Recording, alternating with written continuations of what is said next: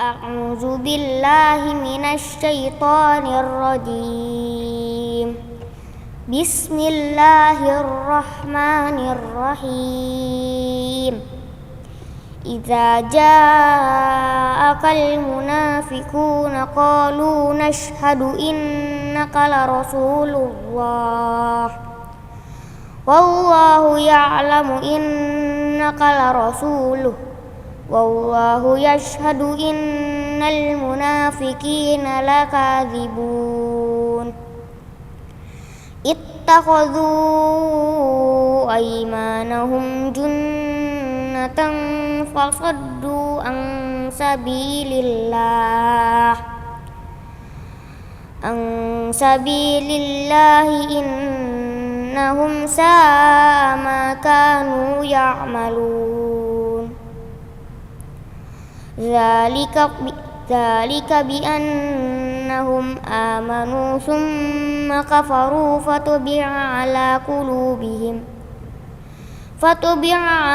قلوبهم فهم لا يفقهون وإذا رأيتهم تعجبك أجسامهم وإن يقولوا تسمع لقولهم كأنهم خشب مسندة يحسبون كل صيحة عليهم هم العدو فاحذروهم قاتلهم الله أنى يؤفكون صدق الله العظيم.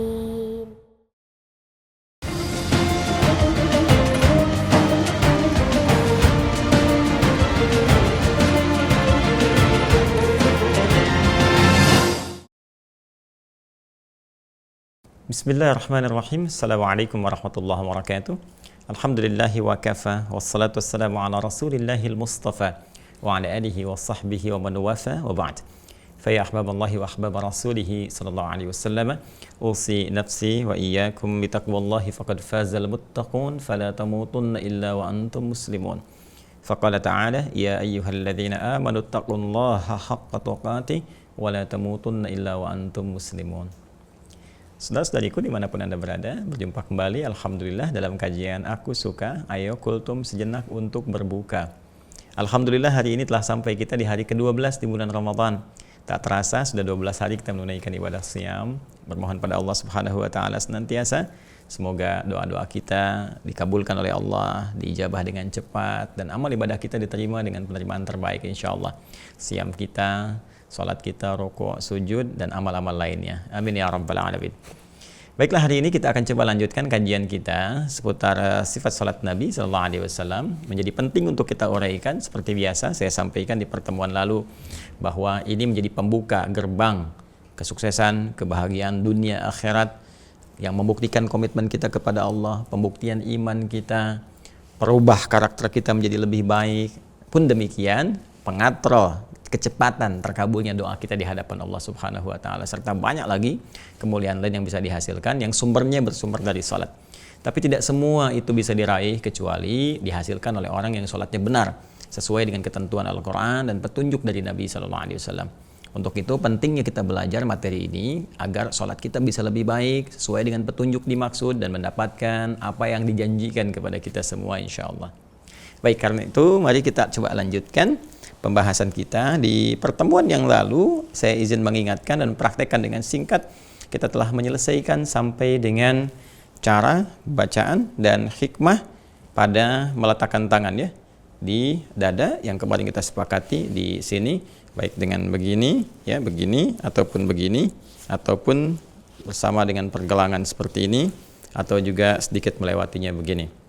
Nah, kita telah bahas bahkan dari awal. Jadi saya ingatkan dari mulai kita berdiri tegak, hadisnya mengatakan ya berdiri menghadap ke arah kiblat tuh sampai kita tegak, mantap betul ya, tidak miring kanan, miring kiri, depan atau belakang. Kemudian dalam konteks menghadap kiblat ini, lantas sudah kita bersiap, nyaman, kita mulai bertakbir, bisa sejajar dengan bahu di sini, hadisnya sudah kami sampaikan. Juga bisa sejajar dengan daun telinga di sini, naik ke atas, jadi bisa di sini, ya bisa juga di sini. Kemudian dari bertakbir ini kita turunkan tangannya yang telapak kanan ya menutup punggung yang kiri seperti ini, bisa juga digenggam begini, bisa juga pergelangan menutup pergelangan begini, atau lebih sedikit begini.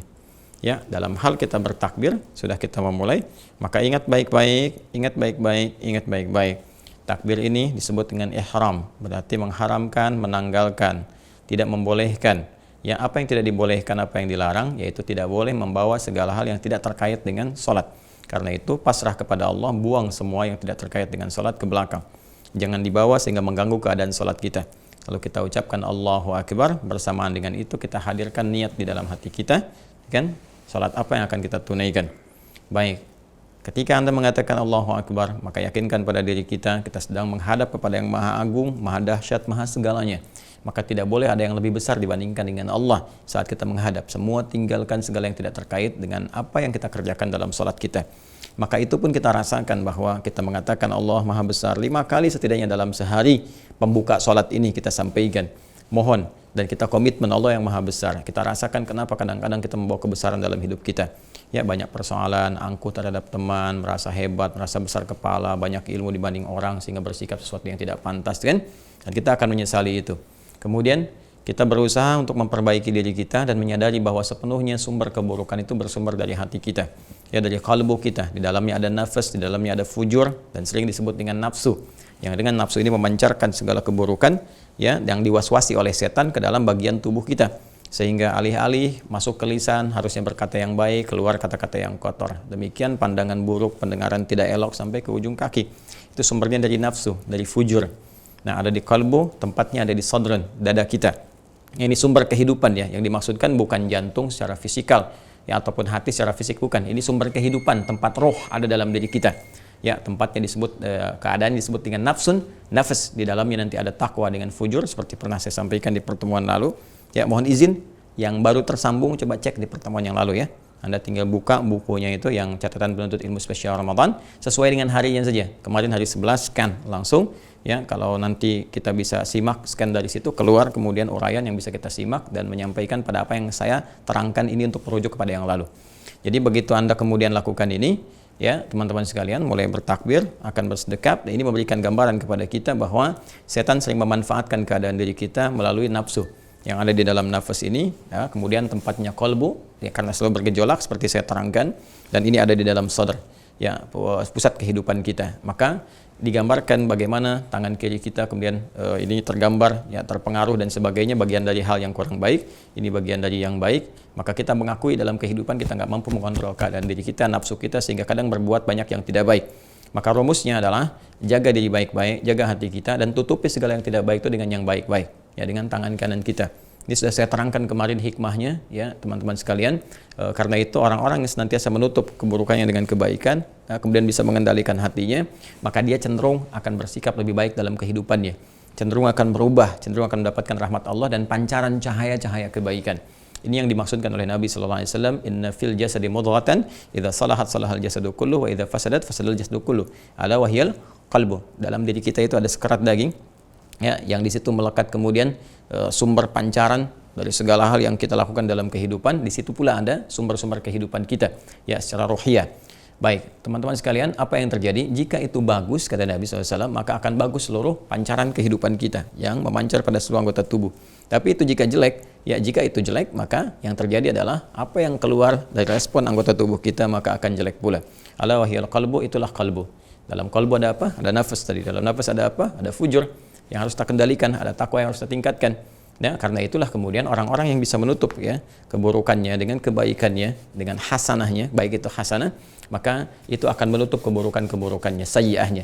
Maka Nabi SAW pernah menyampaikan, ittaqillaha haitsuma kunta wa atbi sayyi'atal hasanata tamhuha.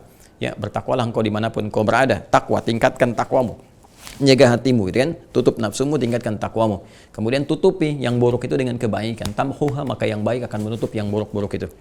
Ya, jadi kalau kita terbiasa menutup, terbiasa taubat, maka insya Allah segalanya akan kembali menjadi lebih indah dalam kehidupan kita.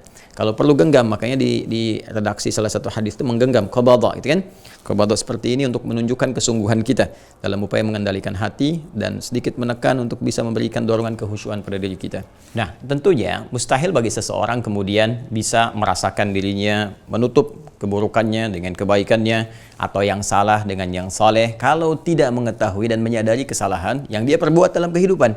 Karena itu, ketika seseorang sudah mulai bersedekah, meletakkan ya tangannya, yaitu yang telapak kanan di punggung yang kiri, atau seperti yang dicontohkan di dadanya seperti ini, maka dia harus mulai menyadari, dia harus mulai mengakui, dan mulai dia ingat kesalahan apa yang dia bawa ya sebelum dia sholat itu, dosa apa yang dia bawa sebelum dia sholat itu. Jadi jangan dulu kita berpikir yang meminta kepada Allah, menuntut begini, menuntut begitu. Karena ada orang sebelum sholat kan sudah mulai berharap, ini sholat nih, waktunya kita minta, waktunya kita memohon, kan? Waktunya kita menagih janji Allah Subhanahu Wa Taala yang saat sholat mengatakan, apapun yang kau minta aku akan berikan. Nah itu kan belum selesai kalau benar sholatnya. Maka dari itu kita coba memperbaiki dulu arus sholatnya. Jangan sampai keadaan kita penuh dosa, kita penuh masalah, gitu kan? Kemudian pengen minta sama Allah. Persis kemarin saya ilustrasikan kan, laisa kamitslihi syai', ya kita berikan contoh sederhana dalam kehidupan. Ada orang-orang yang punya masalah dengan orang lain, ya salahnya banyak, kemudian tiba-tiba ingin minta bantuan seketika tanpa ingat salahnya. Kan mustahil bisa diberikan, ya. Apalagi hubungan kita dengan Allah. Karena itu saat kita sudah mulai bersedekah, kita akan memulai kemudian memohon kepada Allah dengan kebaikan-kebaikan, maka harus ada adab yang kita perhatikan. Apa di antara adabnya? Karena kita akan mencoba menutupi kekurangan nih, ya, dengan kelebihan-kelebihan, menutupi yang salah dengan yang soleh, yang buruk dengan yang baik, maka kita harus ingat kesalahan apa yang kita bawa, ya kan? Keburukan apa yang pernah kita kerjakan minimal sebelum sholat. Ini insya Allah kita mau maghrib misalnya kan, ya setidaknya dari asar sampai dengan maghrib ada sesuatu yang kita kerjakan mungkin salah. Pandangan salah lihat, kemudian telinga salah dengar, atau pikiran saya salah berpikir dan sebagainya. Maka kita bawa kemudian kepada Allah Subhanahu Wa Taala penyesalan kita itu, atau kita buat situasi yang lebih umum ya, banyak dosa dan sebagainya begini. Ya lalu kita ingin mengungkapkan kepada Allah, kita menyesali itu semua. Ya kita ingin kemudian dibersihkan semua itu. Kita ingin meminta kepada Allah dalam keadaan yang baik. Nah dalam konteks ini bagaimana caranya, seperti apa bacaannya, dan apa hikmah di balik itu semua. Step ini yang akan kita gali dari pembahasan kita pada edisi yang ke-12 ini seputar amaliyah, amalan, ya, amalan, ya. Setelah ini meletakkan tangan pasca takbir. Apa yang harus dilakukan setelah kita meletakkan tangan pasca takbir? Jadi ini bagian pertama sudah kita bahas, takbirnya. Kemudian meletakkan tangan dan sampai ke hikmah sudah kita bahas. Sekarang yang akan kita lakukan, amalan apa yang dilakukan dalam sholat setelah meletakkan tangan pasca takbir. Baik itu yang terkait dengan ini cara, ya kan? Kemudian adakah bacaan? Nah, kemudian yang terakhir hikmah atau esensinya. Ini selalu kita akan coba uraikan, teman-teman sekalian. Ya. Nah, mari kita lanjutkan dulu untuk menggali informasinya dulu ya. Kita selalu berusaha untuk mengarahkan kajian kita dari sumbernya gitu kan, karena sholat itu kan rumus cepatnya harus mengikuti Nabi kan. Shallu kama ra'aitumuni usolli, sholatlah kalian persis seperti melihat aku sholat. Nah ini kita kan nggak pernah lihat Nabi ya, dalam situasi kekinian, mimpi pun belum tentu ketemu dengan Nabi SAW. Maka cara terbaik adalah merujuk pada keterangan orang-orang yang pernah mendapatkan informasi itu dari Nabi. Ya, lalu Nabi menyampaikan, disampaikan lagi pada generasi setelahnya, sampai dengan ke kita. Urutan itulah yang disebut dengan sanad. Informasinya disebut dengan matan namanya. Dan sanad serta matan hanya ditemukan dalam kitab hadis. Karena itu kita akan merujuk pada kitab hadis. Kitab hadis yang susunannya disusun berdasarkan urutan fiqih, teman-teman sekalian, itu disebut dengan sunan. Kadang kita dapatkan dalam kitab sunan ataupun juga dalam kitab jami' yang secara umum membahas tentang aspek kehidupan Nabi sallallahu alaihi wasallam. Seperti kitab Sunan Sahih Al-Bukhari, kan? Sahih Al-Bukhari itu kitab jami', Sahih Muslim kitab jami', kemudian Sunan Abu Daud, Sunan An-Nasai dan juga beberapa sunan yang lainnya. Kita lacak dulu teman-teman sekalian, dan ini kita masih dalam pembahasan di dalam pembuka salat, masih dalam pembukaan nih. Ya, masih dalam pembukaan. Nah, pembukaan itu bahasa Arabnya itu disebut dengan iftitah. Nah, iftitah atau juga disebut dengan istiftah. Nah, istiftah. Nah, ini ya. Nah, nanti kita terangkan kalau disebut iftitah itu bagaimana, istiftah itu seperti apa. Ya, cuma secara singkatnya segala hal yang terkait dengan bagian pembukaan disebut dengan iftitah atau istiftah. Ya, kalau MC itu dalam suatu acara saya mengatakan hayya naftatih hadzal barnamij misalnya, atau hayya nastaftih hadzal barnamij, mari kita membuka ya acara ini. Nah, itu masih dalam konteks pembukaan. Nah, ini kita dalam sholat masih pembukaan. Ya, masih takbir baru meletakkan tangan, masih dalam pembukaan kita untuk mengawali kepada inti sesuatu. Jelas ya? Nah, maka mari kita lihat dalam konteks istiftah atau iftitah ini bagaimana ya petunjuk-petunjuk yang didapatkan dari Nabi sallallahu alaihi wasallam yang kita bisa raih dari kitab-kitab hadis. Baik, kita dari segi sanad dulu ya, urutan yang paling sahih ada Sahih Al-Bukhari yang bersama kita saat ini. Nah, ini kitabnya seperti biasa. Ya, kita lihat dalam bab istiftah atau iftitah ini bagaimana petunjuk dari Nabi sallallahu alaihi wasallam. Baik, insyaallah ini ada di halaman yang kita bisa lacak. Nomor hadisnya sih saya ingat 744 ya. Cuma ini di kitabnya halaman keberapa kita akan lihat. Nah, ini dia. Nah, ini 744 halaman 124 di kitab kita. Ya, yang ini. Ya, ini Al-Bukhari di halaman 124 yang ini ya, teman-teman sekalian. Nah, ini dia. 124. Nah, nomor hadisnya betul 744 yang ini. 744 ini dia ya. Nah, baik, kita lihat nanti babnya, bab yang ke-89 Kitabul Adzan ya. Di Kitabul Adzan itu kitab ke-10. Ya, Kitabul Adzan. Jadi ada tema besar 97 tema. Nah, ini teman-teman ngaji di Madrasah Al-Bukhari ya. Insya Allah setiap hari ya antara jam 1 jam 2 di selama Ramadan dengan izin Allah kita tampilkan Madrasah Al-Imam Al-Bukhari. Itu nanti ada 97 tema ya. Kalau di Ramadan ini yang kita bahas Kitabus Shaum karena konteksnya seputar puasa. Insya Allah nanti di luar itu mudah-mudahan bisa diteruskan. Ada 97 tema itu. Nah, ini tema yang terkait kita ada di tema yang ke-10. Biasanya temanya disebut dengan Kitabul Adzan. Di bawah tema ada subtema. Nah, ini di Kitabul Adzan subtemanya yang ke-89. Bab ma yaqulu ba'da takbiri. Ya, bab ma yaqulu ba'da takbiri. Ya, yaitu subtema topik pembahasan tentang apa yang dikatakan setelah kita menunaikan takbir. Jadi kalau sudah kita dikatakan takbiratul ihram itu kan satu paket, kan? Dari mulai tangannya mengangkat sampai dengan meletakkan seperti ini dan mengucapkan Allahu Akbar itu sudah satu paket ya. Disebut dengan apa? Takbiratul ihram. Nah, sekarang setelah kita selesai takbiratul ihram itu, ya apa yang harus kita lakukan? Apa yang harus dikatakan? Nah, tadi dalam konteks kita sudah merasakan kita ingin bertobat, kita ingin kembali kepada Allah dalam kebaikan, kita ingin tutup keburukan dengan kebaikan, yang salah dengan yang soleh. Apa yang harus kita lakukan? Di sini kisi-kisinya Al-Imam Al-Bukhari mengatakan bab ma yaqulu ba'da takbiri. Ya, adalah pembahasan spesifik dari Nabi sallallahu alaihi wasallam seputar apa yang harus dilakukan, dikatakan setelah kita menuntaskan takbiratul ihram. Nomor hadis 744. Bismillahirrahmanirrahim. Haddatsana Musa ibn Ismail qala haddatsana Abdul Wahid ibn Ziyad qala haddatsana Umarah ibn al-Qa'qa' qala haddatsana Abu Zur'ah qala haddatsana Abu Hurairah radhiyallahu taala anhu. Ini sanad yang tersambung ke nabinya, itu sahabat Abu Hurairah, semoga Allah meridai kepada beliau. Nanti sahabat Abu Hurairah tadi ya ilmunya, informasi diterima lagi oleh si fulan sampai ke Al-Imam Al-Bukhari. Nah, ini sampai kepada kita saat ini. Ya, jadi ini menarik sekali, luar biasa istimewa. Segala sumber keislaman itu validitasnya tidak pernah ada sesuatu yang meragukan. Semua otentik dan bisa ditelusuri. Bahkan setiap orang ini bisa dilacak, nanti ada kitab lain lagi yang menunjukkan ini si fulan siapa, hidupnya kapan, bahkan perilakunya bagaimana, itu ada. Itulah dahsyatnya referensi dalam keislaman yang memberikan gambaran kepada kita bahwa setiap informasi mesti dicek sampai ke akar-akarnya sehingga kita betul-betul yakin mengambil informasi itu sehingga bisa ditransfer. Kan biasanya dari data kan informasi, data itu jadi informasi di knowledge. Nah, itu kan cara berpikirnya kan. Jadi kita terima data nih, data dari sini terus berupa informasi jadi knowledge, pengetahuan, dan dari pengetahuan itu action apa yang harus kita lakukan. Implementasinya berupa tindakan. Nah, ini udah berupa informasi dan jadi pengetahuan nanti. Ya. Baik, apa yang diterima sahabat Abu Hurairah radhiyallahu taala anhu dari Nabi sallallahu alaihi wasallam? Qala, beliau menyampaikan, kata Abu Hurairah, kana Rasulullah sallallahu alaihi wasallam. Adalah Nabi pernah suatu ketika ya Rasulullah sallallahu alaihi wasallam yaskutu baina takbir wa bainal qiraah. Ya, beliau pernah terdiam sejenak. Terdiam antara takbiratul ihram dengan qiraah. Di sini Al-Fatihah maksudnya. Karena dalam salat itu al-qiraah sering disebut dengan Al-Fatihah. Ya, jadi atau Al-Fatihah sering juga diistilahkan dengan al-qiraah. Karena bacaan qiraah itu bacaan Quran pertama yang dibacakan itu Al-Fatihah. Nah, Nabi itu kan Rasulullah sallallahu alaihi wasallam yaskutu baina takbiri wal qiraah. Pernah beliau diam. Ya, diam hening antara takbiratul ihram dengan bacaan Al-Fatihahnya. Kemudian iskatan, ya, beberapa masa gitu. Jadi diam sejenak. Nah, bahasa enaknya begitu, diam sejenak ya.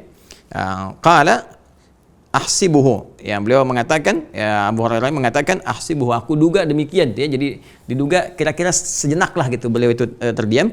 Qala hunayyatan, makanya dia katakan hening sejenak gitu ya. Enggak terlampau lama juga gitu. Kemudian Fakultu, maka aku bertanya pada Rasulullah SAW setelah selesai sholat. Jadi ini saya sering katakan kepada Anda waktu menjelaskan tentang ilmu sanad, dengan inspirasi dari para sahabat yang meriwayatkan hadis-hadis dari Nabi Sallallahu Alaihi Wasallam, bagaimana mereka merespon hadis dari Nabi itu. Jadi dahsyatnya sahabat Abu Hurairah salah satunya, Abdurrahman bin Sakhr, itu selalu nalarnya cepat gitu. Jadi kalau dapat informasi pengen cepat ngamalkan dengan baik gitu kan, pengen cepat mempraktekkan, pengen verifikasi seperti apa gitu kan, ini kebenarannya kalau ada sesuatu dan bagaimana mengerjakannya dan sebagainya. Ini cepat. Ya, tidak tunggu lama. Jadi begitu beliau selesai sholat, nah, ingin diklarifikasi, ingin ditanyakan, tadi waktu Nabi diam itu ada apa gitu kan. Kalau bacaan misalnya ada yang mustajab, kalau ada sesuatu bisa diinfokan, sehingga dari info itu bisa diteruskan kemudian kepada kita bahkan sampai dengan saat ini. Maka apa jawab Nabi SAW? Baik, maka sebelum ini kita teruskan dulu. Abu Hurairah kemudian fakultu, maka aku bertanya kepada Rasulullah SAW, bi abi wa ummi ya Rasulullah, ya Rasulullah, demi bapak dan ibuku. Masya Allah, kalau sudah begini, ini artinya memohon dengan sangat. Jadi kalau ada uslub di bahasa Arab, bi abi wa ummi, gitu kan? Ya, atau misalnya kalau bahasa lebih dahsyat lagi, kadang-kadang dengan menggunakan sumpah, gitu kan? Wallahi demi Allah, misalnya, atau misalnya langsung menggunakan sesuatu yang takrim, ya. Wabilladzi akramaka, misalnya kan, demi Allah yang telah memuliakan Anda, ya kan. Bisa juga dengan kalau bahasa dahsyatnya kadang membawa keadaan diri kita, ya kan, wallahilladzi misalnya biyadihi nafsi gitu kan, atau kita balik walladzi nafsi biyadihi, misalnya kan, dan demi jiwaku yang digenggam oleh Allah Subhanahu wa taala. Itu kalau sudah begitu itu dahsyat sekali. Nah, di sini bi abi wa ummi ya Rasulullah, gitu kan, ya Rasulullah demi ibu dan bapakku, ya, maksudnya pengen tahu banget, ya, gaya bahasanya pengen tahu banget. Iskatuka baina takbir wal qira'ah taqwal. Ya Rasulullah, diamnya Anda, hening Anda sejak tadi, dan hening Anda sejenak tadi antara takbir dengan bacaan Al-Fatihah Anda, apa yang Anda katakan? Nah, ini rumusnya teman-teman sekalian. Maka apa yang terjadi? Qala, maka Rasulullah SAW menjawab, Rasulullah SAW kemudian menyampaikan, aku berkata, ya, saat hening tadi antara takbiratul ihram dengan bacaan Al-Fatihah, Allahumma ba'id baini wa baina khataayaya kama ba'adta bainal masyriqi wal maghrib. Allahumma naqqini minal khataaya kama yunaqqa thawbul abyadu minad danas. Allahumma ighsil khataayaya bil ma'i wal thalji wal barad. Mungkin sebagian dari kita sudah mengetahui ya doa ini atau sering dibaca. Ini juga ada di hadis Muslim, teman-teman sekalian, nomor hadis 598. Ya, nomor hadis berapa? 598. Nah, ini rumusnya. Nah, coba saya mau tanya, pernah nggak kita setelah takbir ya, Allahu Akbar, dengan takbiratul ihram, terus kita baca, Allahumma ba'id baini wa baina khataayaya kama ba'adta bainal masyriqi wal maghrib. Allahumma naqqini minal khataaya kama yunaqqa thawbul abyadu minad danas. Allahumma ighsilhu atau Allahumma ighsil khataayaya bil ma'i wal thalji wal barad. Gitu kan? Ini di Al-Bukhari, ini dalilnya, nomor hadis 744. Ya, di hadis Muslim nomor hadis 598, rawinya dari sahabat Abu Hurairah. Kalau kita, saya atau Anda pernah baca ini, pertanyaan terbesarnya, paham nggak yang dibaca? Jangan-jangan selama ini dibaca tapi kita nggak ngerti apa yang dibacakan. Selama ini dibaca nggak paham apa yang dilakukan. Nah, ini sehingga sulit menghadirkan kehusyuan pada jiwa kita. Feedbacknya itu nggak dapat dari sholat itu. Ya. Nah, karena itu penting kita jelaskan kembali teman-teman sekalian. Ya. Pada aspek ini, istiftah. Ini kan masih dalam suasana pembukaan dalam sholat ini. Tapi bukan pembuka biasa. Karena pembuka ini akan sangat menentukan nanti, diantaranya adalah terkabulnya doa kita. Ya, terkabulnya doa. Karena nanti kan setelah ini selesai, kita masuk mulai ke inti bacaan. Makanya disebut qiraah, inti bacaan pertama dalam sholat, yaitu Al-Fatihah. Di Al-Fatihah ini nanti ada rahasia. Kalau benar baca Al-Fatihahnya, ya sampai di titik rahasia itu, teman-teman sekalian, itu Allah langsung mengatakan, hadza baini wa baina 'abdi wa li 'abdi masal. Ini perjanjian antara aku dengan hambaku. Kalau hambaku benar sholatnya sampai detik ini, apapun yang dia minta sesuai kebutuhannya, aku akan berikan.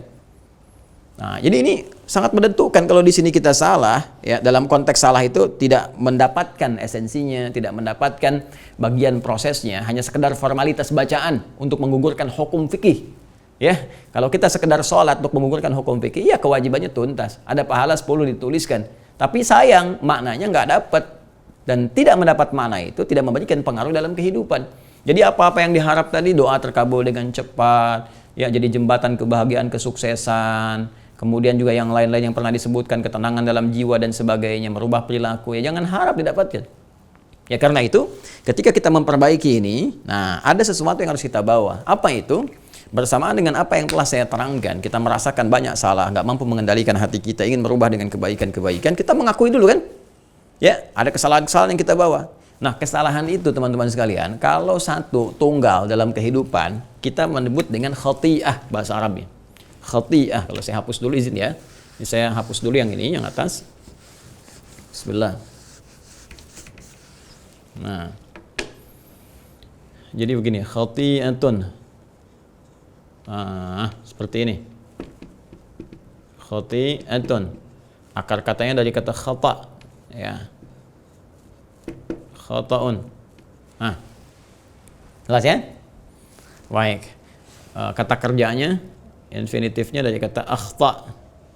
Ini kata kerjanya. Akhta'. Ya, ini kata kerjanya fi'il dalam bahasa Arabnya, fi'il madhi. Kata kerja sekaligus bentuk infinitif untuk kata kerjanya. Kemudian ini dari kata masdar kata aslinya dan khata'un, ya. Kemudian di sini turunannya menjadi sifat yang salah, khati'ah. Nah, jadi kalau sekali salah, khati'atun. Ya, satu kesalahanku khati'ati. Salah, ya akhta'. Sifat salahnya, keadaan salahnya khata'. Hada khata'. Ini salah, kan? Sifat kesalahannya, yang ini aku ini kesalahan saya, gitu kan? Ada khati'ati, ya, khati'ah. Baik, jadi kalau kita katakan khati'ah satu kesalahan. Kalau ingin kita akui. Kalau kita merasa banyak salah nih, banyak salah, maka jamakkan bentuknya khati'ah menjadi khataya. Khataya. Ya kan? Kesalahannya banyak. Kalau kita mau ngaku, banyak kesalahan saya ini. Salah banyak saya lakukan. Ya, mata saya salah lihat, telinga saya salah dengar, lisan saya salah bicara, sampai kaki salah melangkah. Maka tambahkan ya nisbah di ujungnya, ya, untuk mengakui, dinisbatkan kepada kita yang salah, gitu kan? Saya yang salah. Saya secara pribadi mengakui saya salah. Tambahkan ya kecil di akhirnya. Harakat fathah, ya. Jadi kita katakan khata ya.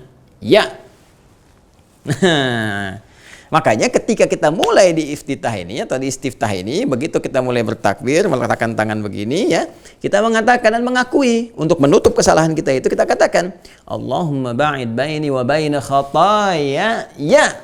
Ada ya kecilnya. Awas ya, harus ada ya kecilnya karena itu pengakuan. Ya Allah, kalau kita mau terjemahkan secara tafsirannya, ya Allah, aku mengakui aku banyak salah. Aku menghadap ini merasa aku hamba yang banyak salahnya, ya Allah. Aku hamba yang banyak berbuat kesalahan dalam hidup. Wah, itu kalau sudah kita katakan gitu, Allahumma ba'id baina wa baina khataya. Ya-nya ngaku, terbayang. Kadang-kadang kan kita sebelum sholat merasakan mungkin ada persoalan di rumah tangga kah, dengan kerabat kah, tetangga kah, kehidupan kah. Yang kadang persoalan itu menghambat mendapatkan rahmat Allah. Atau bahkan dengan Allah sendiri. Apalagi orang mau taubat gitu kan. Nah, ini sebetulnya kalimat-kalimat taubat. Makanya saya sering katakan semua sholat itu fungsinya salah satunya untuk taubat. Ya, semua sholat itu fungsinya untuk taubat kita. Karena dalam sholat Allah berkenan mengampuni dosa kita. Jadi begitu Anda katakan Allahumma ba'id baini wa baina khataya ya. Ya, itu makna ya Allah, aku mengakui aku banyak salah. Mataku salah lihat, telinga salah dengar, sampai ke ujung kaki salah, ya Allah. Itu rasakan. Terus kalau Anda bisa menghadirkan suasana itu, ya Masya Allah, itu indah sekali. Ya, kemudian Anda memohon kepada Allah, ba'id baini wa baina khataya. Ya, mohon jauhkan sejauh-jauhnya antara aku dengan kesalahan itu, ya Allah. Aku sekarang pengen tutupi. Aku merasa banyak salah nih, banyak berbuat salah. Tangan kiri tutup. Aku banyak salah karena nggak mampu mengendalikan nafsu ini, ya Allah. Tapi aku ingin berubah. Aku ingin tutupi dengan kebaikan. Maka mohon ya Allah, mohon ya Allah, jauhkan antara aku dengan kesalahan-kesalahan itu lagi, supaya nggak terjadi lagi, ya Allah. Supaya nggak terbawa sampai hari kiamat. Ya, ba'id baini, pakai alif, ba'id, dahsyat itu. Ya, Allahumma. Nah, ini saya hapus aja ya kesininya ya, supaya kita bisa lebih merasakan kenikmatannya nih ketika kita menggali ini. Allahumma ba'id baini wa baina, ini saya turunkan ke bawah. Allahumma, saya pernah terangkan, Allahumma itu gabungan dari ya Allah, ya Allah. Tapi Allahumma itu kalimat yang ketika dibacakan itu penuh ketundukan, kepasrahan, penuh ketawaduan. Jadi ketika Anda membacakan doa ini, iftitah ini atau istiftah ini, Anda katakan Allahumma ba'id, Anda pasrah kepada Allah, penuh ketawaduan, penuh pengharapan, ya kan? Ba'id, tuh, ada alifnya, ba'id. Ingat ya, ada ba'id, ada ba'id. Nah, begini. Ada pakai tasydid, ada pakai alif. Ada pakai tasydid, ba'id, jadi ba'ada yuba'idu tab'idan. Ada ba'ada pakai alif, ba'ada yuba'idu. Apa bedanya? Kalau secara lafadz ini pakai tasydid, yang ini pakai alif. Ya, tapi nanti secara ilmu lughah ini ada pemaknaannya. Kalau kita lihat maknanya dari sini teman-teman sekalian, kalau pakai tasydid sesuatu yang dijauhkan, ya, tapi masih bisa dalam pengamatan kita. Misalnya ini spidol nih ya, spidol. Spidol ini saya minta ke teman-teman untuk dijauhkan. Saya minta ke admin misalnya, ya akhi, ba'id hadzal qalam anni. Ba'id hadzal qalam anni. Tolong jauhkan spidol ini dari saya. Ya, jauhkan, terus dia simpan misalnya di kursi yang sebelah sana, ya. Nah, ini misalnya disimpan di sinilah, ya kan? Seperti ini. Nah, ini kan sudah mulai menjauh dari saya, ya kan? Tapi saya masih bisa mengamati, masih bisa lihat, ya kan? Masih bisa lihat, masih bisa mengamati, itu pakai tasydid, ba'id. Tapi kalau saya katakan jauhkan sejauh-jauhnya, saya nggak pengen lihat lagi, ya. Ya, saya nggak pengen lihat lagi, maka itu pakai alif, tidak pakai tasydid, pakai apa? Pakai alif, ba'id, ya. Ba'id. Masya Allah, pakai alif. Ya, jadi saya nggak pengen lihat sejauh-jauhnya. Ya, saya nggak pengen lihat spidol ini sejauh-jauhnya. Ya, akhi, ba'id anni hadzal kalam. Ya, akhi, saya kan katakan pada Anda, jauhkan dari saya nggak pengen lihat lagi. Ya, tadi kan Anda katakan John pakai tasydid, makanya saya simpan situ. Kalau pengen jauh lebih jauh, katakan pakai alif. Maka kita katakan ba'id. Jelas ya? Maka kita di sini ketika menemukan kata alif di hadis tadi, ba'id ingin menunjukkan sebuah kesungguhan yang kita sampaikan kepada Allah, doa yang kita panjatkan, ya Allah, aku mengakui banyak salah. Ya Allah, aku mengakui, ya Allah, banyak khilaf dalam kehidupan ini, ya Allah. Dan aku mohon kepadamu, ya Allah, dalam penghambaan ini, penghadapan ini. Ini makna tafsirnya ya, luasnya. Ba'id, jauhkan aku, ya Allah, sejauh-jauhnya. Aku nggak pengen lihat lagi. Ya. Baini wa baina khataya, antara aku dengan kesalahan telah aku perbuat, aku mengakui, ya Allah, tapi jauhkan itu. Kama ba'adta bainal masyriqi wal maghrib, seperti engkau jauhkan antara timur dan barat yang enggak pernah ketemu. Coba timur dengan barat kan enggak pernah ketemu kan? Ujung-ujung kan? Nah, kita pun pengen begitu dengan kesalahan kita. Ya Allah, aku ingin berada di timur, kesalahanku di barat, enggak pernah ketemu. Sama sekali, enggak pernah lihat. Kenapa? Ya, kita meminta dijauhkan sejauh-jauhnya supaya enggak nampak lagi pada diri kita, dihapuskan dari diri kita supaya di akhirat pun enggak nampak lagi. Karena setiap kesalahan kita sekecil apapun akan ditampakkan saat di akhirat. Ya, wa may ya'mal mithqala dzarratin syarran yarah. Ya, yang baik ditampakkan, ya, fa may ya'mal mithqala dzarratin khairan yarah, wa may ya'mal mithqala dzarratin syarran yarah. Ya, hati-hati teman-teman sekalian. Jadi yang baik pun ditampakkan, yang jelek pun akan ditampakkan. Ya, sekecil apapun. Maka kita memohon kepada Allah, sekecil apapun kesalahanku, ya Allah, aku akui dan aku mohon, jangan tampakkan kepadaku, ya Allah, sampai dengan hari kiamat. Jauhkan sejauh-jauhnya sampai aku nggak ketemu lagi. Tuh, kan? Pernah nggak paham sampai di sini? Ya Allahumma naqqini minal khataya. Ya Allahumma naqqini minal khataya. Nah, ini sudah ada alif lam. Ya, ini kan ya-nya ini nisbat ke kita, teman-teman sekalian. Ya, kembali ke kita sebagai pengakuan. Kalau kita ingin menghilangkan ini ya-nya, ya, maka bisa diganti dengan alif lam kalau sudah diketahui. Ya, kalau sudah diketahui, maka di redaksi yang keduanya lanjutannya Allahumma naqqini minal khataya. Ya-nya nggak muncul lagi. Allahumma naqqini minal khataya. Begini cukup. Ya, ya ininya nggak muncul lagi karena sudah diwakili oleh alif lam di sini. Jadi kalau alif lam yang muncul, ya ininya hilang. Jelas ya? Untuk hal yang sudah diketahui. Maka redaksi yang keduanya karena kita sudah ngaku. Karena sudah ngaku banyak salah. Dan kita tahu kesalahan kita. Ya, kadang di antara kesalahan kita itu kita merasakan berat ini salahnya nih. Dulu sering banget ninggalin sholat, kan? Dulu sering banget maksiat, ya Allah, kepada Allah. Ngaku kita itu kalau benar-benar ya itu bisa nangis tuh. Ya, kita sholatnya benar gitu. Apalagi orang yang kalau sedang banyak masalah gitu kan. Ya, banyak hal dalam hidupnya, sedang suasana nggak enak dan sebagainya itu. Ya, kadang baru takbir aja sudah nangis gitu kan. Nah, tapi bisa nggak kita menghadapi setiap waktu sholat itu dengan keadaan demikian, membawa keadaan kita ini, bayangkan tadi hisab di hadapan Allah gitu.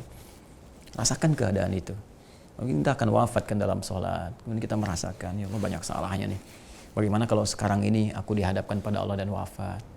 Bahkan dalam keadaan berdiri, Allah memanggil kita. Ya, siapa yang bisa menolong kita dalam kondisi itu?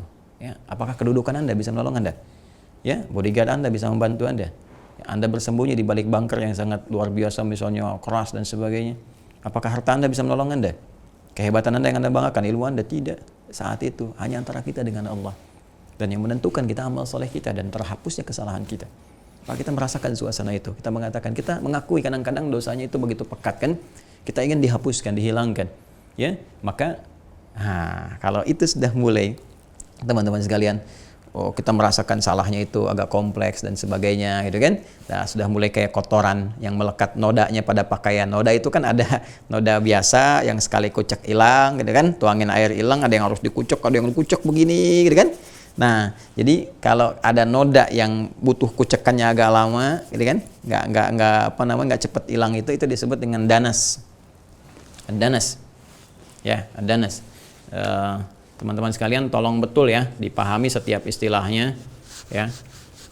Danas, jangan sampai nanti bikin nama untuk anak namanya danas itu noda namanya ya, danas. Nah gini, danas. Nah, pakaian baju disebut thawb, thawb ya. Kalau malabis itu pakaian, thawb itu baju. Jadi kalau ada noda melekat kepada baju itu namanya danas ya. Danas, bajunya disebut apa? Thawb. Hadza danas lasiqun bi thawb. Ini nodanya lekat sekali kan dengan bajunya. Nah, kalau kita ingin bisa menyuci itu ya dengan baik misalnya kan, kemudian dikucek agak banyak sehingga itunya hilang, itu disebut tanqiyah namanya. Naqqa yunaqi tanqiyatan. Tanqiyah. Ya, naqqa bukan nako ya. Naqqa. Kalau nako itu kaca jendela. Naqqa. Naqqa yunaqi tanqiyatan. Yunaqi. Naqqa yunaqi tanqiyatan. Tanqiyah. Nah, ada naqaitu thawba min ad-danas. Saya sedang membersihkan nih, ngucek nih ya, kotoran yang dari pakaian, dari baju gitu kan. Nah, kalau sesuatu yang sedang dibersihkan terus dilakukan itu pakai bentuk pasif disebut yunaqqa. Ya, maka kita katakan di redaksi berikutnya, lihat petunjuk hadisnya. Ya, kita baca dari awal. Allahumma ba'id baini wa baina khataayaya kama ba'adta bainal masyriqi wal maghrib. Ya Allah, aku mengakui banyak salah dalam hidup ya Allah. Aku mohon bersihkan ya Allah, jauhkan aku dari kesalahanku ya, sebagaimana Engkau jauhkan dari timur dengan barat yang enggak pernah ketemu. Aku enggak ingin lihat lagi ya Allah kesalahanku sampai dengan hari kiamat. Nah, Allahumma naqqini minal khataaya kama yunaqqa thawbul abyadu minad danas. Allahu akbar. Nah, terus kita mengakui kesalahan kita itu kadang-kadang nggak simple, kompleks nih. Ya, kompleks, salahnya banyak gitu kan. Ya itu seperti noda pakaian yang susah. Harus dikucek begini dulu nih. Nggak bisa dialin air, diginiin dikit, hilang. Harus diginiin dulu, maka kita katakan, ya Allah, aku menyadari mungkin di antara kesalahanku itu ada yang kompleks sifatnya ya Allah. Ada yang dosanya mungkin besar ya Allah. Tapi Engkau Maha Pengampun, Maha Rahman, Maha Rahim, Maha Pemaaf, ya Engkau Al-Afu, Al-Ghafur, Ar-Rahim. Aku mohon ya Allah, kalau perlu ya Allah, kucek aja kesalahan itu. Maksudnya bersihkan ya Allah sebersih-bersihnya hamba mohon ya Allah. Hilangkan ya Allah, jangan sampai ada noda sedikit pun nempel. Ya, dalam jiwa hamba, dalam roh hamba, dalam fisik hamba yang menjadi saksi di hadapan-Mu ya Allah saat hamba dihisab di hari kiamat. Hamba mohon bersihkan semua itu ya Allah, hapuskan semua itu ya Allah, tutupi. Nah, kan seperti ya pakaian dibersihkan dari noda. Ya, dan kadang-kadang juga ada yang udah dikucek agak susah juga gitu kan. Makanya perlu dibaiklin atau airnya beda kan. Wah, pakai air dingin nih ya, harus nggak, atau boleh air hangat, atau harus ada yang air dingin dulu nih supaya turun, luntur sendiri dulu baru bisa dikucek. Ya, kadang-kadang pakai pemantik ya. Misalnya pakai deterjen tertentu atau hal dan sebagainya. Nah, maka kita katakan di akhir Allahumma ghsilhu bil ma'i wath thalji wal barad. Atau Allahumma ghsil khataaya ya bil ma'i wath thalji wal barad. Ya Allah, kalau memang itu begitu pekat yang luar biasa ya Allah. Ya Allah, hilangkan sepenuhnya, kalau perlu dengan menggunakan seperti pakaian yang kotor digunakan dengan air yang sangat dingin ya, dengan salju ataukah dengan sesuatu yang bisa menghilangkan semua hal kotoran itu. Jadi intinya kita ingin memohon kepada Allah, ya Allah, mohon ya Allah. Mohon ya Allah, hilangkan kesalahanku, hapuskan ya Allah segala noda-nodaku, jangan terbawa sampai hari kiamat, aku bertaubat ya Allah. Nah, itu kalimatnya. Jadi ketika Anda mengatakan Allahumma ba'id baini wa baina khataaya, itu bukan kalimat formalitas. Itu nyambung ya, jaka sembung bawa galon, nyambung John gitu kan ya dengan pembahasan kita sebelumnya, dari takbir ya, dari kemudian meletakkan tangan gitu sampai dengan kita mengucapkan doa di iftitah atau di istiftah itu.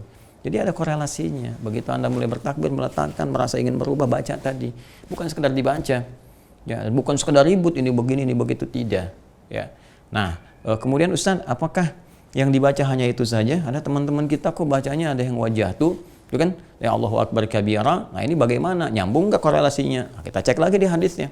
Ya, semua apa yang kita baca kita rujuk. Referensinya mana, kemudian sumbernya dari mana, dan seterusnya. Sehingga nanti alih-alih kita melaksanakan dengan benar, malah ada sebagian orang yang sibuk saling menyalahkan. Ini nggak benar yang ini, yang sahih yang ini. Tidak, belajar dulu. Ya, kawan kita yang mengatakan muba'id, ini dalilnya ini. Kawan kita yang mengucapkan yang lain, mungkin ada referensinya, dalilnya juga. Dan seperti apa ditempatkan. Yuk kita lihat. Nah, kita lihat yang familiar saja ya. Yang familiar kan yang kita dapati di Indonesia, alhamdulillah, ya kalau bukan Allahumma ba'id kan yang wajah tuh kan, Allahu akbar kabira, alhamdulillah katsira, subhanallahi bukratan wa asila. Kemudian wajah tuh, ya. Mari kita lihat. Bismillah, itu ditemukan di Sunan Abu Daud. Di Sunan Abu Daud. Nah, ini kitabnya saya tunjukkan lagi nih, Al-Bukhari tadi saya sampaikan. Nah, ini yang Sunan Abu Daud. Ini ya. Nah, kitabnya. Yuk kita lihat ya isinya ya. Bismillahirrahmanirrahim. Ini kalau tidak keliru di bab yang ke-123. 123 ya, paling kanan bawah nih ya. Nah, ini dia nih. Betul. Halaman 110 kitab saya. Ini ya, teman-teman sekalian, halaman 110. Ya, kemudian bab yang ke-123 ini. Wah, gampang banget ngapalinnya. 1 2 3 ya. 1 2 3 hadis nomor 760. Hadis nomor 760. Baik, bab ma yustaftahu bihis salatu minad du'a. Kalau yang di Al-Bukhari tadi kan tentang iftitah, ya kan? Ini redaksinya istiftah. Bab ma yustaftahu bihis salatu minad du'a. Ya, yustaftahu dari kata istaftaha yastaftihu mudhari'nya, dan bentuk majhulnya atau bentuk pasifnya yustaftahu. Saya mau terangin dulu ya teman-teman sekalian. Jadi iftitah dengan istiftah, dua-duanya benar. Nih seperti yang saya tuliskan nih. Iftitah dengan istiftah. Ya kan? Nah, nanti ada kaidah bahasa Arab mengatakan begini. Ziyadatul mabna tadullu ala ziyadatil ma'na. Kalau bertambah bangunan hurufnya, apakah harokatnya itu berubah, apalagi hurufnya bertambah, maka menunjukkan maknanya lebih luas, lebih panjang. Jadi kalau kita bacakan iftitah, ini yang pertama iftitah, yang kedua istiftah, ya kan?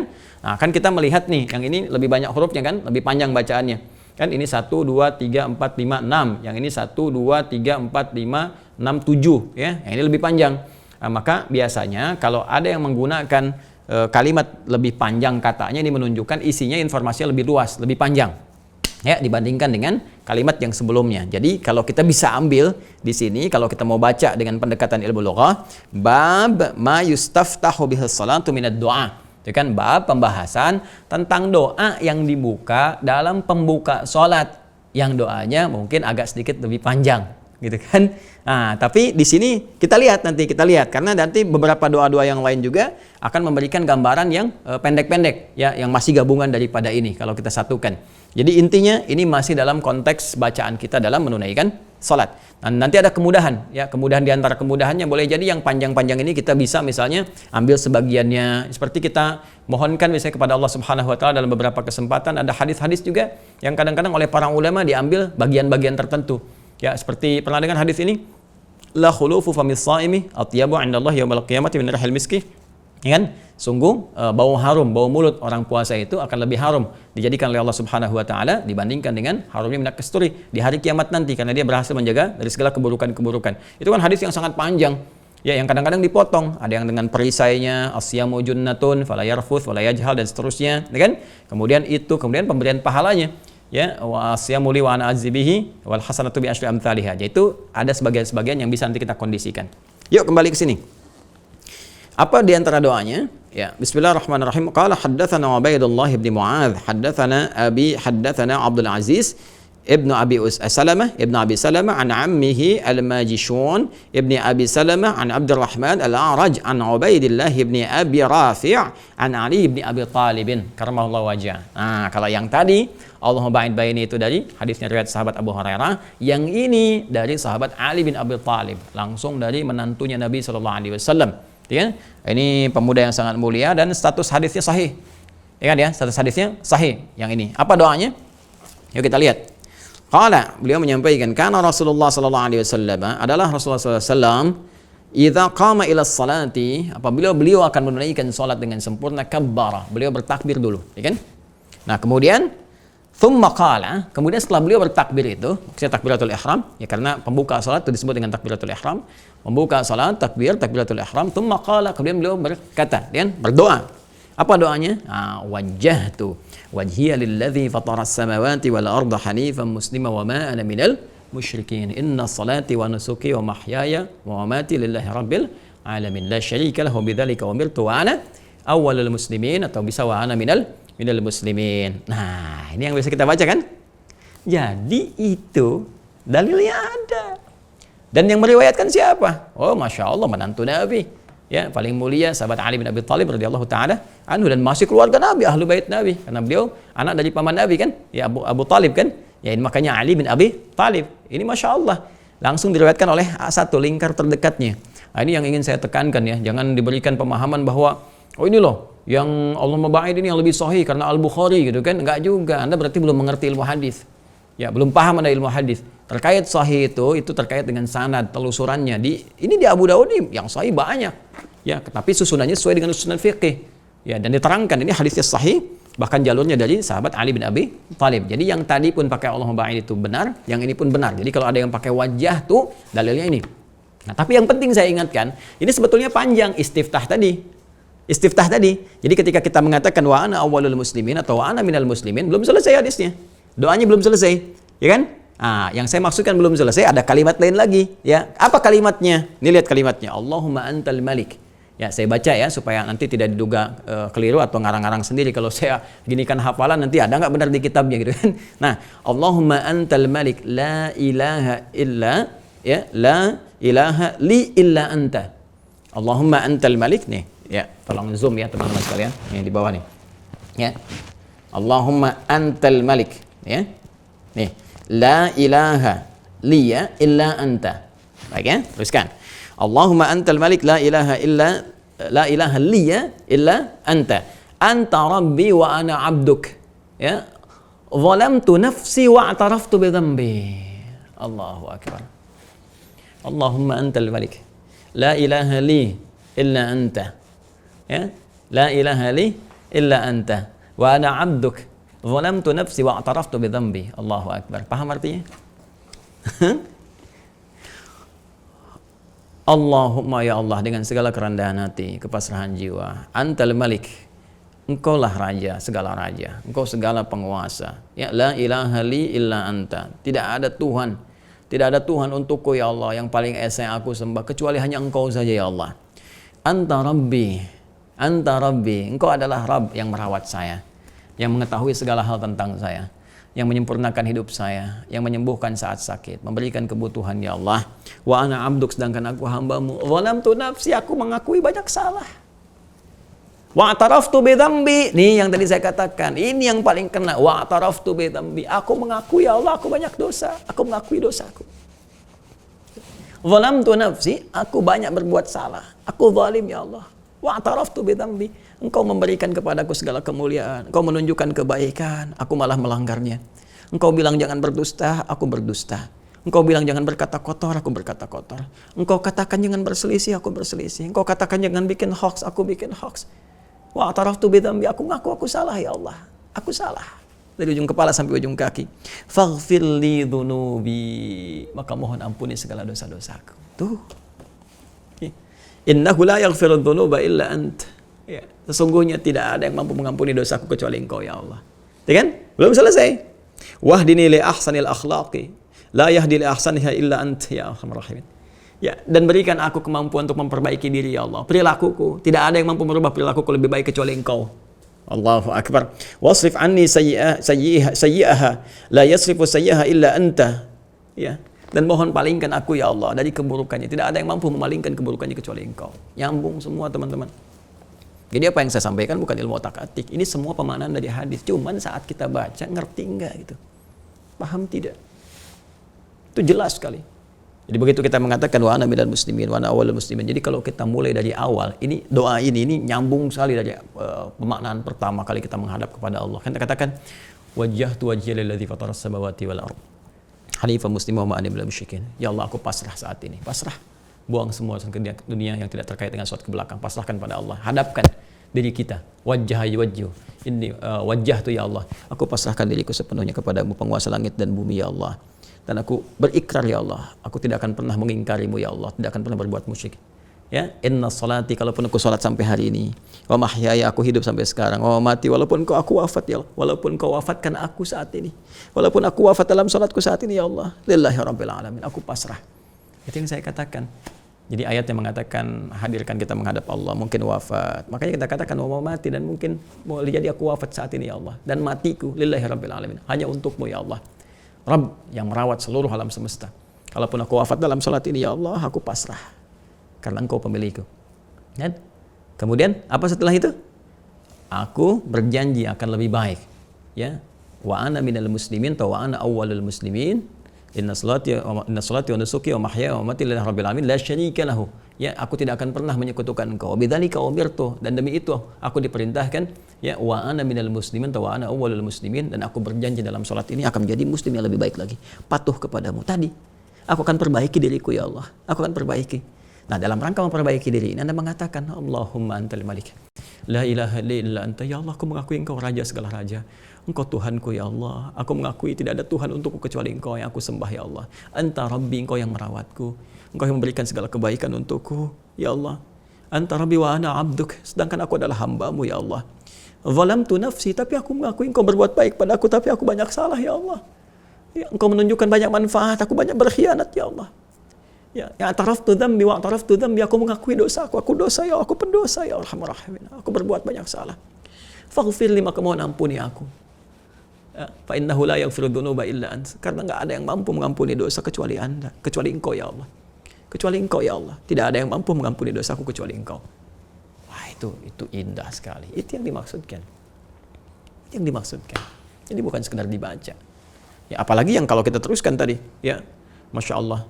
Ihdini li ahsanil akhlaq, kemudian tunjukkan kepadaku perubahan dalam hidup. Nah, ini maksudnya tutup yang jelek dengan yang baik begini, terus kita berubah lebih baik lagi, dan palingkan dari yang buruk-buruk. Ini ada ya wa wasrif anni sayyi'ah, dan jauhkan, palingkan aku dari segala keburukan, hal-hal yang aku bisa kerjakan dalam kehidupan sebelum sholat ini. Jadi itu yang kita bacakan.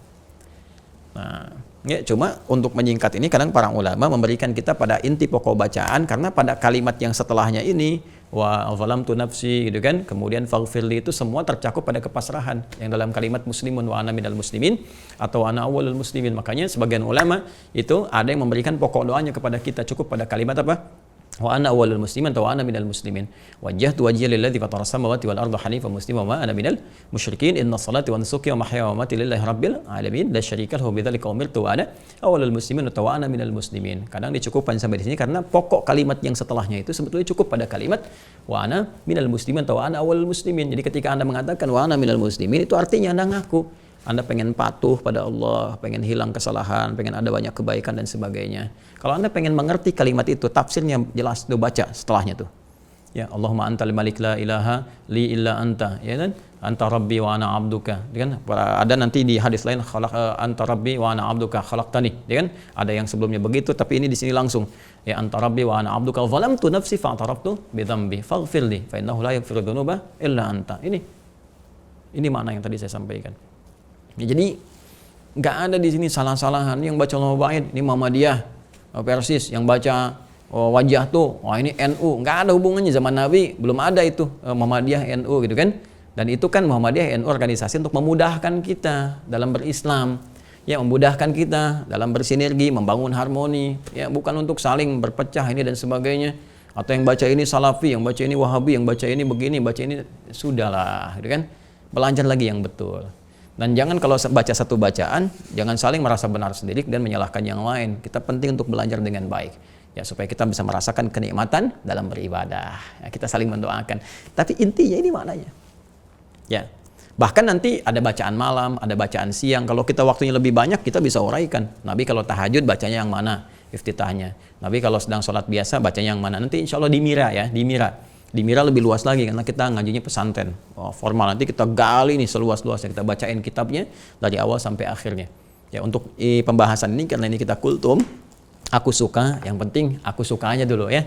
Ya, aku suka, kamu punya yang mana? Allah ba'id atau yang wajah tuh, dua-duanya ada. Kan yang Allah Akbar kabira juga ada dalilnya. Allah Akbar kabira, walhamdulillahi katsira, subhanallahi bukratan wa asila. Jadi kalau Anda baca misalnya Allahu Akbar kabira, walhamdulillahi katsira, subhanallahi bukratan wa asila, wajah tuh, itu namanya dua doa digabungkannya di satu. Ya, doa-doa digabungkan jadi satu ya. Jadi kalau Anda ingin bacakan Allahumma ba'id baini, itu juga bagus, benar, sahih di Al-Bukhari lagi. Ini nomor hadis berapa? 744. Dari siapa? Sahabat Abu Hurairah. Jadi semuanya ada dan itu semua mulia. Abu Hurairah mulia, Ali bin Abi Thalib mulia, dan semua meriwayatkan dari Nabi sallallahu alaihi wasallam. Yang penting semua sumbernya dari Nabi. Ya, dan lebih daripada itu, ini esensinya. Nih yang kita dapatkan. Jadi kalau kita sudah taubat, terus benar sholatnya, baik dari awal, itu kan Allah berkenan menggugurkan kesalahan. Ya, saya ilustrasikan ya, dan laisa kamitslihi syai'. Anda teman banyak salah dan sebagainya. Terus Anda butuh kan, Anda tahu teman itu punya beberapa kemampuan yang Allah titipkan, mungkin bisa ngasih solusi kepada Anda. Kan Anda datang tiba-tiba kemudian, Anda katakan, saya minta maaf. Ya, kemarin saya banyak salah. Saya mengerti saya keliru. Ya, saya mohon maaf. Itu mungkin sisi klien saya sebagai manusia yang mungkin nggak bisa sebaik yang lain. Tapi itu jalan bagi saya untuk berubah. Mohon berikan saya jalan. Ya, dan tunjukkan kalau ada kurang berkenan supaya saya bisa minta maaf kepada Anda saat ini, kan? Terus dia begitu sudah enak, ya nggak apa-apa lah, ini kan begini, tapi saya betul-betul saya tulis minta maaf, ya. Dia katakan nggak apa-apa, sudah lupain aja sebagainya. Terima kasih betul ya. Saya mungkin kesalahan yang saya perbuat yang lalu itu yang menjadikan saya sekarang merasakan kesulitan, ada persoalan begini. Itu ketika Anda buka begitu, teman mungkin langsung merespon, nggak usah begitu. Jangan sungkan, bilang aja apa kita keluarga, kan? Lalu Anda sampaikan, saya ada kesulitan begini. Ini kan lebih enak. Ya, lebih daripada itu, Allah kan Maha Rahman, Maha Rahim. Nggak ada bandingannya, laisa kamitslihi syai'. Ya, yang orang yang belum beriman saja sesuai hukum kehidupan, ya, hukum kehidupan yang universal, masih dapat rezeki, ya, masih dapat kemudian bagian kehidupan, dan itu mendorong dia supaya taubat, dikasih waktu sampai dia taubat. Ya, bukan untuk terus berbuat maksiat, di cara berpikirnya diperbaiki. Jadi ketika Allah berikan itu sebagai hukum kehidupan sampai batas ajalnya, dengan keadilan Allah, itu diberikan batas ruang supaya dia punya kesempatan untuk tobat kembali ke jalan Allah yang benar. Ya, kita juga demikian, apalagi kita beriman, kita merasa banyak salah, maka dalam sholat kita menghadap Allah, kita bersihkan dulu. Ya, ngaku banyak dosa, ngaku banyak salah dan sebagainya, minta ampun, minta maaf dan sebagainya. Baru setelah itu kita akan menyampaikan kepada Allah kebutuhan hajat kita. Nah, sekarang pertanyaannya, bagaimana kita bisa menyampaikan kepada Allah hajat kita? Seperti apa membacakannya? Bagaimana cara memohonnya? Itu nanti yang akan kita bahas di pertemuan berikutnya, edisi yang ke-13, ya. Insya Allah. Saat ini setidaknya kita pahami dulu apa yang kita pelajari, ya. Kita baca dulu, dan hal-hal terkait yang kita pelajari kita amalkan dengan baik, ya, ikhlas karena Allah Subhanahu wa taala. Saya kira ini teman-teman sekalian yang kita bisa sampaikan. Memohon kepada Allah segala taufik, persetujuan dari apa yang kita telah bahas, dan dibimbing untuk bisa mengamalkan dengan benar apa yang telah kita pelajari. Itu permohonan terbaik kita, dan insya Allah sekali lagi detil yang lebih dalam lagi nanti insya Allah di Mira, ya, di Mira Ma'had Islam Afiatul Akhir yang pernah sudah saya sampaikan dan saya launchingkan juga.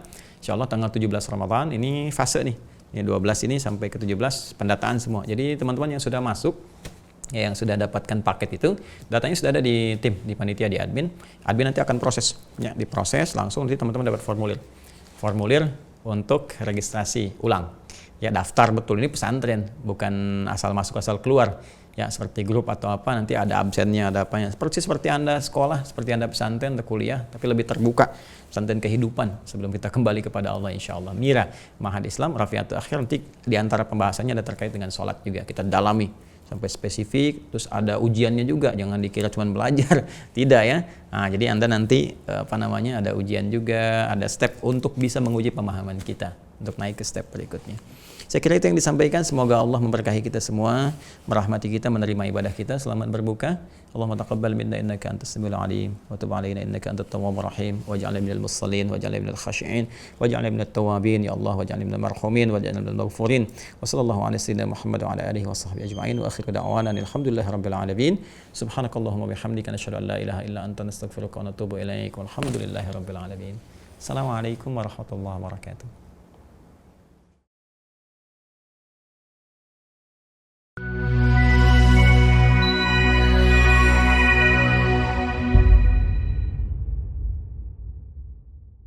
Bismillahirrahmanirrahim. Assalamualaikum warahmatullahi wabarakatuh. Alhamdulillah, wassalatu wassalamu ala rasulillah wa ala alihi wa sahbihi wa man wala wa ba'd.